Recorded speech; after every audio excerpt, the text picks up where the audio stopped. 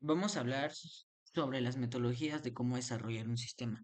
Conocemos el SDLC, System Development Life Cycle, conocido como el ciclo de desarrollo del sistema, y esta lo podríamos llamar como la metodología tradicional. ¿Y por qué la metodología tradicional? Ya que esta conlleva ciertos pasos que son un poquito, bueno, no son un poquito tardados, sino son demasiados tardados y extensos para el cual lleguemos a desarrollar un sistema de la mejor manera.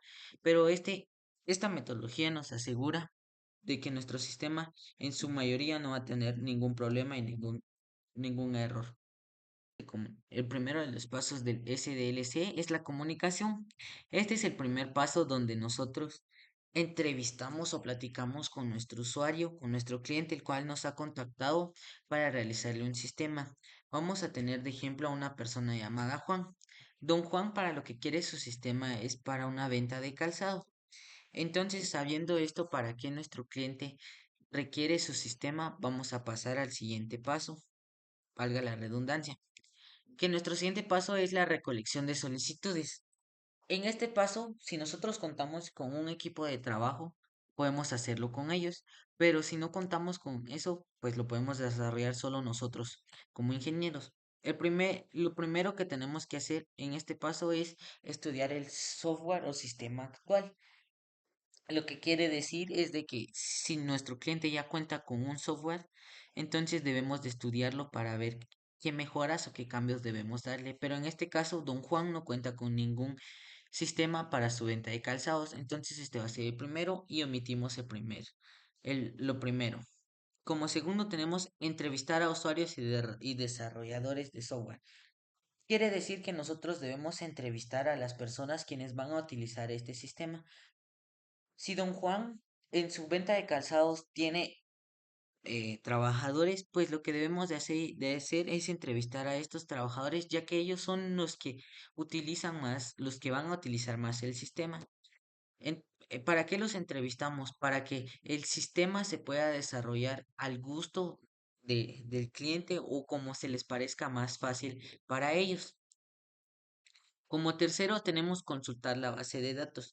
En para este ejemplo, que es una venta de calzados, lo que podemos solicitar es una base donde estén toda la mercadería que tiene Don Juan. Y luego tenemos recoger respuestas a través de cuestionarios. Entonces, aparte de las entrevistas, podemos pasar cuestionarios hacia nuestros clientes o nuestros usuarios. ¿Y quiénes serían estos? Los usuarios serían los trabajadores. Podríamos pasarle un cuestionario para que así podamos desarrollar mejores ideas de cómo poder desarrollar el sistema. Como tercero tenemos estudio de viabilidad. En el estudio de viabilidad, lo que debemos de hacer es verificar si nuestro software puede satisfacer las necesidades del cliente. También se investiga si el proyecto es viable a nivel financiero y práctico. Lo que quiere decir es de que si nuestro software no le genera pérdidas a nuestro cliente, y en eso acabaría el estudio de viabilidad. Luego de haber realizado el estudio de viabilidad, vamos a trabajar con nuestro equipo, pero como en este caso vamos a trabajar solo, debemos de hacer un análisis del sistema. En este paso lo que vamos a intentar es desarrollar el sistema como más se le sea factible a nuestro cliente y como se le sea más fácil de utilizar. Sí.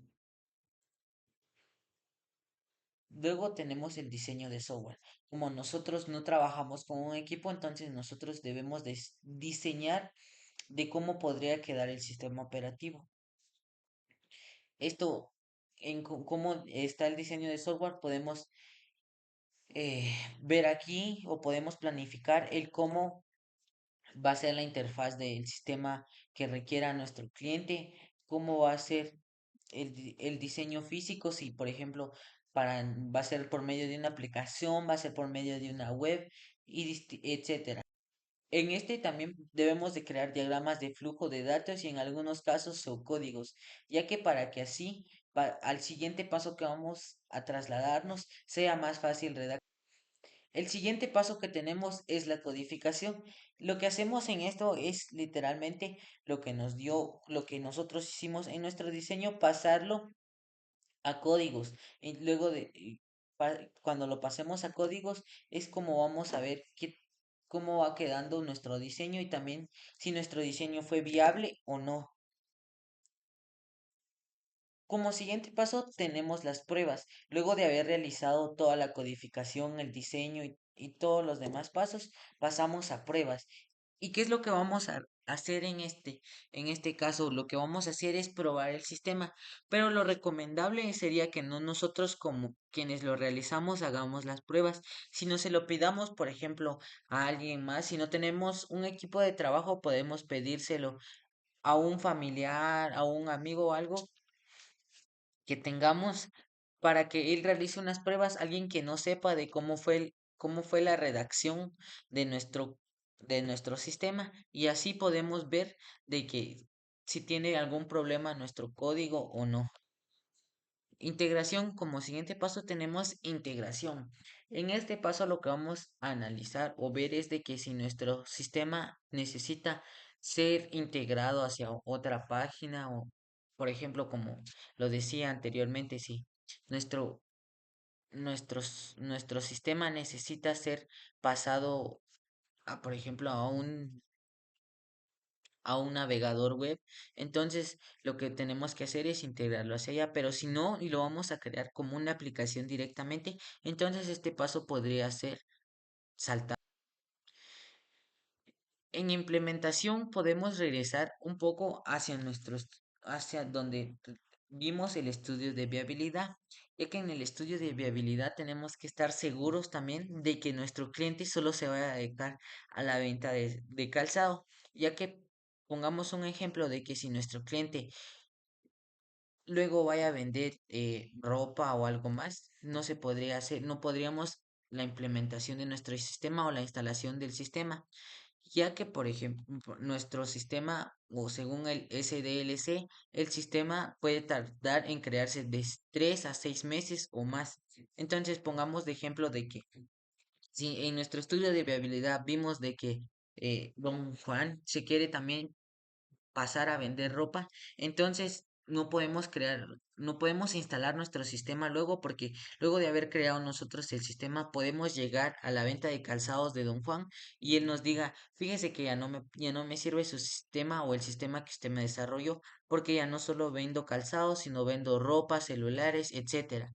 Entonces siempre tenemos que realizar bien el estudio de viabilidad, mantenimiento y funcionamiento. Lo que se hace en este paso es verificar si nuestro sistema esté en términos de eficiencia y con menos errores. Si por ejemplo en las pruebas nosotros encontramos errores y luego los corregimos, entonces en mantenimiento y funcionamiento debemos darnos cuenta de que esas confusiones o esos errores tuvieron que haber desaparecido. Disposición, acá es como lo mencionaba al principio, es el ciclo de vida del desarrollo del sistema. Acá es donde nuestro sistema muere, pero en su mayoría los sistemas pueden irse actualizando. Entonces, depende del cliente si nuestro sistema muere o no. Así como terminamos las fases del SDLC, el ciclo de vida del desarrollo del sistema. Esta es la metodología tradicional, podría llamarse, en la que el sistema es más tardado en desarrollarse. Y ahorita vamos a ver la otra metodología. La metodología ágil es todo lo contrario a la metodología tradicional, ya que en la metodología ágil vamos a ahorrar todo ese proceso de planteamiento, análisis, diseño, codificación, pruebas, instalación, mantenimiento y todo eso, sino lo único que vamos a hacer aquí es el planteamiento del problema. En el planteamiento del problema lo que vamos a hacer es como la comunicación, saber para qué fines necesita nuestro cliente su, su sistema. En este caso, don Juan lo necesita para una venta de calzados. Requerimientos priorizados. En requerimientos priorizados vamos a hacer como lo que pasa en análisis, de que de que se va a entrevistar a las personas, bueno, no necesariamente entrevistar, sino de saber de qué manera se le sea más factible al cliente, sin estar haciendo todas esas entrevistas hacia, hacia los trabajadores, como lo dije en el método, en la metodología tradicional, sino únicamente nosotros aquí pensar como los usuarios del sistema y luego pasar a iteración. En iteración lo que sucede es que se vuelve a repetir todo el procedimiento para la puesta en marcha. Quiere decir de que si nosotros con el planteamiento y los requerimientos priorizados que tengamos realizamos el sistema, lo ponemos en marcha, está mal, lo que se vuelve a repetir es todo eso, el planteamiento, el requerimiento priorizados y nuevamente la puesta en marcha. Y con la metodología ágil podemos recibir varios beneficios, ya que estas son más rápidas de realizar, son más flexibles, son más baratas en cuanto a su venta. La organización del equipo, o sea, de nuestro equipo, más bien de nuestro tiempo de cada nosotros como ingeniero, la organización es más fácil, implica más apoyo implica más disciplina, se podría llamar, ya que debemos de estar concentrados únicamente en solo desarrollar ese sistema sin estar pensando en desarrollar otro sistema para otro cliente, sino únicamente pensar en eso. También otro de los beneficios es de que es más rápido añadir o hacer lo que lo que quiere el cliente, ya que por ejemplo en requerimientos priorizados ponemos en marcha. Luego de poner en marcha, el cliente nos dice, fíjese que es como lo que planteaba hace un momento, de que si de Don Juan nos dice de que luego de venta de zapatos pasó a vender ropa, entonces nosotros solo añadimos rápidamente de que él añadió otro producto fuera de lo común o fuera de lo que es normalmente en su venta de calzados. Y esa es la metodología ágil. Lo que tiene de conveniencia o beneficio de esta es de que, como su nombre lo dice, es mucho más fácil, mucho más rápida de realizar un sistema con esta.